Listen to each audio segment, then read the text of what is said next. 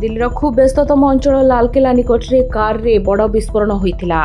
गतकाली संध्यार पाखापाखि 6:55 car विस्फोरण घटला। अनेक लोकंर जीवन जाइछि।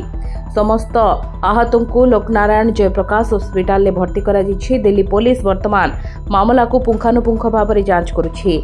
प्रधानमंत्री नरेंद्र मोदी केंद्र गृहमंत्री अमित शाह कथा होई स्थितिर समीक्षा करिसेंति। सरकार सूत्र अनुसार गृहमंत्री शाह प्रधानमंत्री को मामलार समस्त दिग विषय अवगत कराइछंति। आगामी कार्यानुष्ठान नहीं आलोचना करछंति।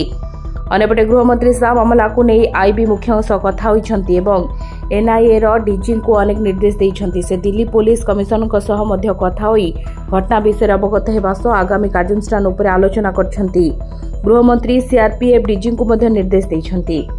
सूत्र अनुसार घटना विषय केमिति आउ टिके पुंखानुपुंख भाव में जांच करा जाय परिबो सेथिपाई एनएसजी को मध्य घटनास्थल को टीम पठाइबाकू निर्देश दिया जायछि। एबे सुधा सरकारी भाव में बोमा किंबा कोनोसी विस्फोरक व्यवहार करी ब्लास्ट करा जायतिबा स्पष्ट करा जाय नहीं। Bureau report Dinalipi live.